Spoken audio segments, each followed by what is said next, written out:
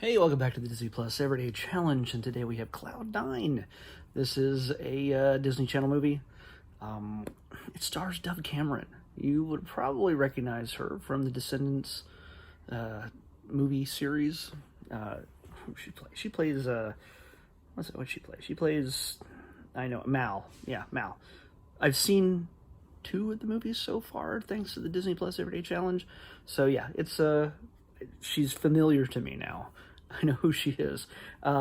She is, by the way, it's a 2014 movie, probably just before or around the time they started doing the Descendants things, I guess. It's an hour and 28 minutes long. If you can't tell, it involves snowboarding. She is one of the many beautiful people who live up on this mountain. Apparently, you know what? I think Summit Valley is a thing already in California. Maybe, I'm not sure.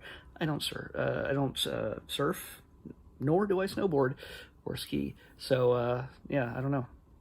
It seems like maybe I heard something similar to that in some ads similar to Summit Valley. Anyway, she is the daughter of probably the richest man in the area. He owns the resort where everybody comes and does all these competitions. And by the way, her dad, actor-wise, played by Patrick Fabian. Once you look at him, you'll see him. He usually plays the heavy. He plays the well-suited, well-groomed, authoritarian bad guy figure in so many things. Because he's so suave and has that kind of mean guy kind of look to him at times. But then he can also be really kind and stuff like that, and look like a good guy, but maybe he's a bad guy underneath. In this, the great thing about this movie is that it doesn't lock in, these are the bad guys, these are the good guys. There's different shades of good and bad in each of these characters. Dove Cameron's character herself, Kayla, she's a spoiled little brat for the most part. She's only cares about style and over substance. She's fairly vapid.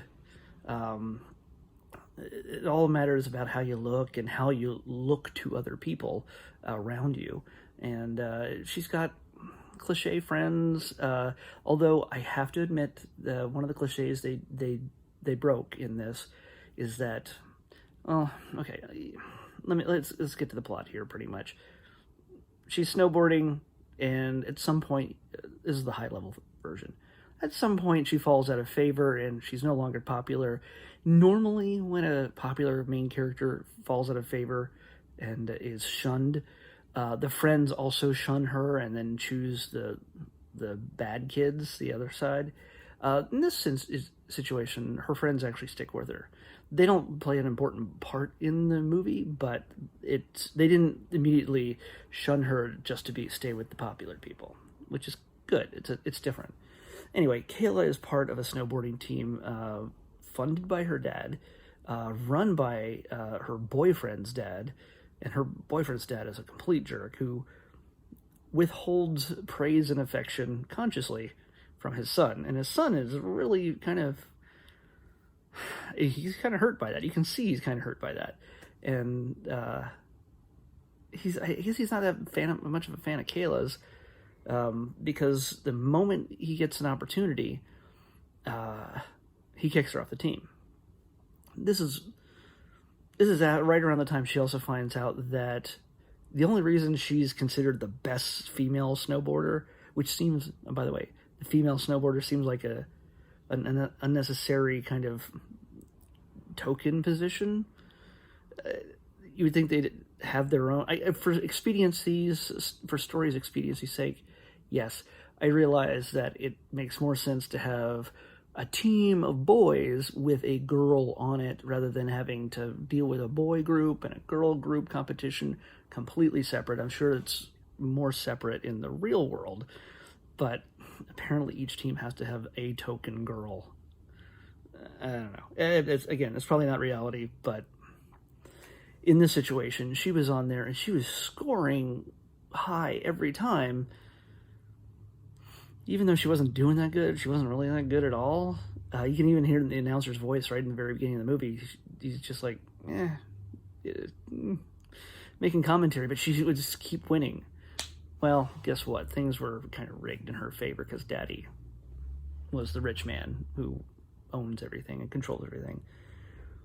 Not that he asked for it, you discover later, but it's still, they feel the need to cater to the rich in this situation. Anyway, she and her boyfriend and the other members of the team that they're on, Team Swift, they mess up some stuff, and they cause a lot of property damage, let's just say that. And, well, she gets kicked off the team, like I said. Meanwhile, the other main character in this movie is a guy named Will, and he's played by, let me get his name here, Will is played by Luke Benward. He looks familiar. I don't know what he's from. I didn't look him up, but he looks familiar. He's another one of the many beautiful people. Her boyfriend's beautiful. She's gorgeous. If they made Pretty Little White Girls in a lab, they'd all come out looking like Dove Cameron. I'm pretty sure. I'm pretty sure. That's the way it was. Her eyes, the hazel eyes, and the lips, and the perfect blonde hair. It's just. Anyway, Will is a guy who works at a dog grooming place, or a dog shelter in a sense, where they watch the dogs while people go out and surf. What does it mean? It's surfing. They watch the dogs while they go out and they either work or they're skiing or snowboarding or whatever. And so him and his mom run this very basic shelter that takes care of dogs, a bunch on regularly, including a dog named Donald, which you will immediately fall in love with if you watch the movie for no other reason is to watch cute dogs. And Donald is going to be your favorite if you watch it at all. Donald is one of the highlights of the film. Because I think I had a dog like him when I was really little. He looked a lot like him. And yeah, the stuff he does that causes trouble for Kayla is kind of awesome. Kayla, as part of her punishment, because she broke Will's sled that he uses to take the dogs around, and she busted that up. She has to work at the dog shelter place. And the reason why Will, by the way, is a champion snowboarder. He was the best until a couple years ago. He had an accident while doing a run on the half pipe, and he was seriously injured, and he's not wanted to get out there ever since. And he helps his friends who are on the team that he used to be on. He coaches them in a sense. He tells them what they're doing wrong, what they need to improve, and how they need to, make sure their body is ready to handle certain things. And she sees this, and she's like, you know what? Everybody thought I was a joke. I will help make your dog place better if you train me on how to snowboard better, how to do all this stuff, and do the Cloud 9, which is a trick he invented and named after himself because his last name is Cloud. Will Cloud.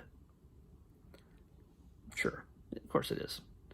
Cloud 9. It's a gimmick. It's a trick called Cloud 9, and she wants to learn it, or she wants him to do it, and he's like, no, I'm not going to get out there ever again. So there's more complexity to the plot. It's pretty by the numbers. They do surprise you here and there a little bit. Nothing's going to literally blow your mind when it comes to story. But yeah, I can't say this is going to be the kind of movie you'll watch for the story or for innovative characters. Certainly not for dialogue. It sounds like every adult sounds like they were overdubbed at some point, or at least they just saw a list of words on a page and just started saying them. Not just the adults, everybody. Just for the most part, not everybody, but mostly, they are delivering lines that are just fall flat. I don't know why. I think they get a little bit. It gets a little bit better toward the end. There's a little bit more genuine interaction, especially between Will and Kayla. And you know where that's going, by the way. You know where that's going. It's, again, no real surprises. It's cute and it's funny. I'm trying to move away from saying cute all the time, but it is what it is. If you love snowboarding, there is plenty of montage footage of their stuntmen snowboarding for the main characters. It's great that they just cover their face with goggles and a scarf, and there's no matching. Oh, make sure she's blonde. Her hair's all underneath. It could be a bright redhead. It could be a black girl underneath there doing all the snowboarding, and you would not know because, doing all the Dove Cameron stunt work, you wouldn't know because they're wearing all this stuff. Anyway, yeah, but if you want to see lots of fun action, snowboarding sequences, there's a big downhill skiing scene. Yeah, I think you'd enjoy it. If you like snowboarding and dogs, there's a number of cute scenes with the dogs, especially Donald.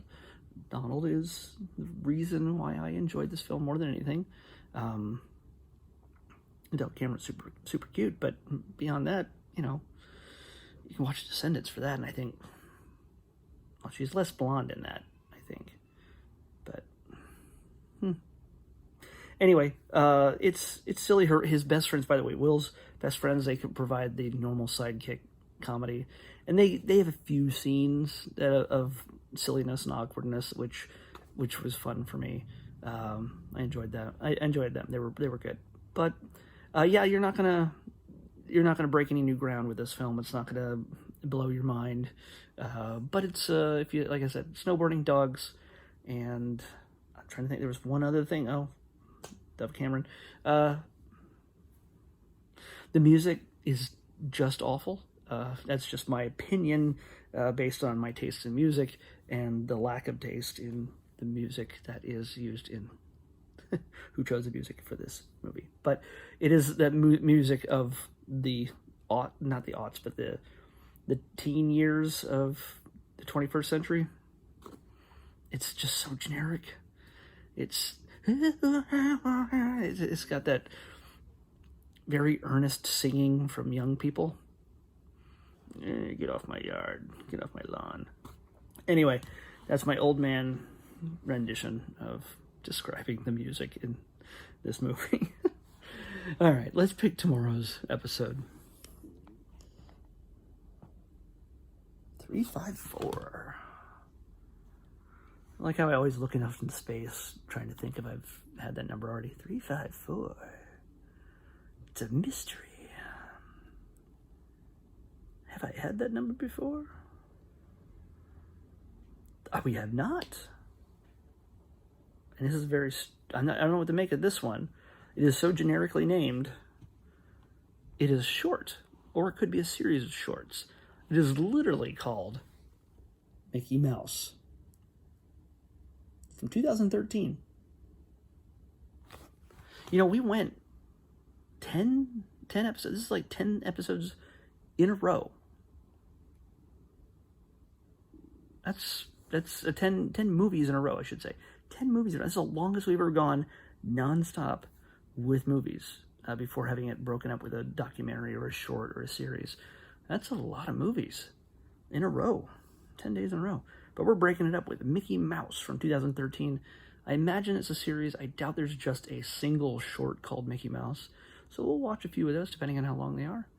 And, or if it's just one, we'll be back here tomorrow to talk about all 3 minutes of it, probably. Oh no, I like my curl. I just noticed that a little bit earlier. That's 5 months of not getting a haircut. Yay. Pandemic. All right, I'll see you back here tomorrow. Have a good night.